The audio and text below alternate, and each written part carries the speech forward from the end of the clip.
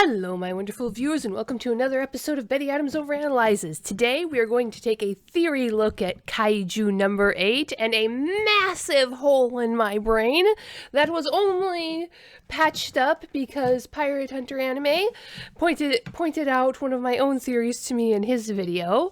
So, what am I talking about?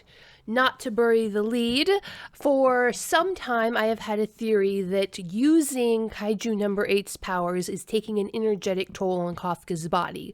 First, it burned through all of the fat of his dad bod, then it started to eating away at his muscles.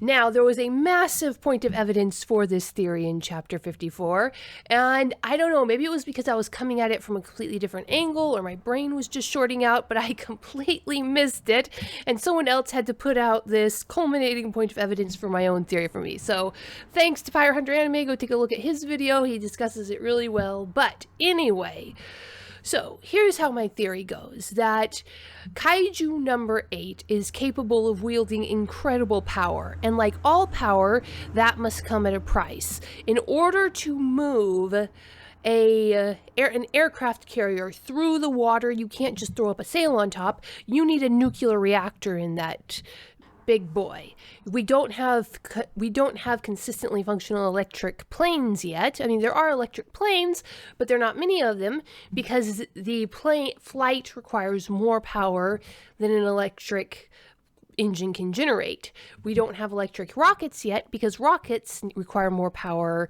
than electricity can store and generate. My point being that for every action there is a cost, an energetic cost. And most manga plays fast and loose with these rules, but one of the selling points of Kaiju number 8 is their intense devotion to the science, especially the physical sciences. Kaiju number 9's control powers are based on actual mind-controlling fungus. When Kaiju number 8 braces himself to release one of his rocket punches, there's a divot in the ground where the resulting equal and opposite force from that punch hit. So it makes sense that Matsumoto's not just going to ignore the question of where is the energy for Kafka's punches and rocket blasts and essentially flight going to come from.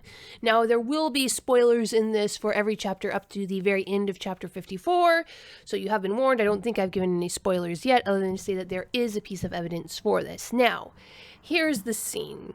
We've just had the heart-wrenching and spine-straightening scene between Kikoru and Narumi, where Narumi essentially puts aside his own feelings in order to take the place of her father in holding her up to snuff and teaching her how to be a better officer. And Kafka, who apparently came up to the office with Captain Narumi, which makes sense. When a commanding officer goes to comfort a subordinate, he'll often bring that subordinate's best friend with him. So it makes sense that Kafka's there. Captain Narumi brought him because Captain Narumi came specifically to comfort Kikoru, and Captain Narumi knows that Kafka is Kikoru's essentially best friend. So Kafka's sitting out there waiting to be backup emotional support when he overhears this scene between Kikoru and Narumi, and Kafka understands what's going on there, and Kafka has his own little moment of determination where he's going to do his part to not only, save the world, but do his part to support his friend in her time of emotional trauma. And this is the scene right after the memorial, and they're all wearing their fancy uniforms. In my line of work, we would call this a Class A uniform, the kind of uniform you only wear to fancy shindigs and get-togethers, and this kind of uniform has gloves. So, let's tie this description of the scene back into my theory that Kafka's body has been degenerating as the kaiju has been using the fat stored in Kafka's body, first the fat, then the muscle, to fuel these fantastic attacks. So basically, without burning all of this mass in Kafka's body, Kaiju number 8 cannot be the powerhouse that he is. Now, up to this point, I'd seen no indication that Kafka was aware that he was going on, that he had first lost his dad bod, then started to lose muscle mass. The assumption of Kafka's ignorance, however, changes in this panel, and I'd been wondering, how could Kafka not notice that he was trimming down to slimmer than the younger men in his regiment? But anyway, he's sitting there in his Class A uniform with his gloves on, and he's just kind of squatting down against the wall because there's no chairs. And we see that one of his gloves is starting to slip off of his right hand. Now, this is interesting. These uniform gloves are meant to be tight, neat, close to the skin, so it's nice and tidy looking. They shouldn't just slip off like that, unless his hands had significantly shrunk from when he had them fitted when he initially got his uniform, which my theory says they have. Now, he glances down, sees the gloves slipping off, and we get a close-up of the back of his hand. Now, the majority of your hand is made up of a set of bones called metacarpals. These are big, long bones that run from your wrist to your knuckle. There are 4 of them, and because of that, you have 3 grooves on the back of your hand between these 4 bones. Now, if you look down at the picture, we can see that the skin between the first metacarpal and the second metacarpal on his hand is missing and has been replaced by kaiju fiber. Now, this set up all sorts of yellow flags in my brain, but I didn't pursue any of them because I was just still focusing on the emotions of the chapter. But there's scuff marks that looks like scar tissue on either side of this kaiju tissue, and Kafka makes a point of slipping his back glove on like he's hiding it. And at the time I thought, well, that's weird, but I was focusing on other parts of the chapter, the character growth, the character development. And I completely missed how this tied into my degeneration theory. So this degeneration theory is that the kaiju body is eating away at Kafka's fat now faster than Kafka can replace it by eating himself. If you remember way back in the scene of the preparation for the fight against that big fungal kaiju where they all first met Kaiju number 9, Kafka got sick and queasy and threw up in the back of the car on the way there because he'd got nervous and started eating. And Vice Captain Hoshino points out that's when you're supposed to lose your appetite, not get hungrier. So clearly Kafka's feeling the hunger caused by having this kaiju presence in his body, eating away at his energy. Now, how did this happen to his hand? Well, first, the obvious reason is his hand probably got damaged. I don't think that the process would start eating away at skin before it had finished on the muscle. Generally speaking, that's not how the human body works. The human body will eat away at the muscle long before it starts scavenging the skin for nutrients. But if Kafka had been damaged in this state of extremely low energy, he's got no fat reserves left in his body. If you look at the picture at the beginning of the fight of Kafka and Kiko, well, it was at the end of the initial fight, but right before the fight with the Kaiju number 9 main body started, you can see that Kafka and Kikoa were standing side by side, have essentially the same width of waist. That means that Kafka, the 32-year-old man, has the same body shape of a 19-year-old girl. Kafka went into that fight with Kaiju number 9 with no reserves, and then pushed himself into taking massive damage in his body, bleeding from the eyes, nose, mouth, and apparently scraping off a chunk of the skin on his hand, which makes sense in that kind of fight, a bare knuckles brawl.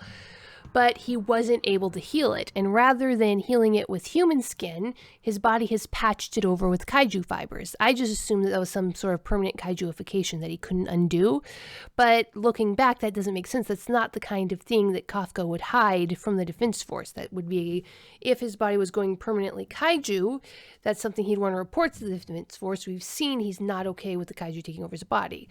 But if Kafka was using the kaiju flesh to kind of stitch his own body back together as it's failing, because there was clearly his hand had taken damage because there was scar tissue on either side. So what looks like happened was Kafka's human hand took damage during the fight that the regeneration process could not take care of. And so he's having to supplement his human flesh with a kaiju patch band-aid. Now, maybe his human flesh will heal over time if he doesn't have to go into his kaijuified form. But now that the Defense Force knows and accepts him as an officer, they're going to expect him to be training. So I imagine that over the next several weeks and months in story time, Kafka's going to be using his kaiju form a lot. However, there is hope that this might not be the crippling factor that it might be otherwise, because Kafka has been reaccepted back into the Defense Force as an officer. That means he's going to have some support now. The sort of self-care support that Reno provided before, especially if Reno gets back in touch with him. Kafka's going to have someone to make sure that he eats enough. Someone will eventually notice that he's way, way too skinny, he's losing mass, and essentially starving. So at least one can hope that this doesn't get noticed too late and someone can start, I don't know, pumping him full of protein shakes. And we've already seen that Reno plays mother hen to Kafka whenever he's given the chance. So it's entirely possible that we'll get to see the rest of the squad backing up Kafka, not just in the field, but back on base in the cafeteria, making sure that he gets enough food to fuel Kaiju number 8 at full force. So, do you guys have any idea what that damage to Kafka's hand could mean? Any idea where the story is going with it? We've got to wait a month for the next chapter, but given the results that Matsumoto has promised, I am anticipating great things from the forthcoming story. We're past the 50 chapter mark. There's no reason this story shouldn't go on to 100 chapters, especially with Matsumoto taking the time to plan and plot out the story properly. I am super excited. What do you think about the concept of manga taking planning breaks in general? It seems to really be working for whatever Matsumoto is doing. It's really working for Kaiju number 8. I'm enjoying it down to all these little details, and I'm just really looking forward to when we get our next chapter. So leave a comment below telling me what you thought of this little bit of evidence for my Kafka's burning his fat away theory, and peace out, my wonderful viewers. Humans are weird. We took a vote, and humans are weird. I have the data. 2 books in a series of human absurdity. Go check out these short story collections. What will our little green friends think of us when we finally do make it to space? Find out the answer in 2 books of human absurdity. Humans are weird, we took a vote, and humans are weird, I have the data. Available on Amazon, Barnes & Noble, Kobo, and Google Play.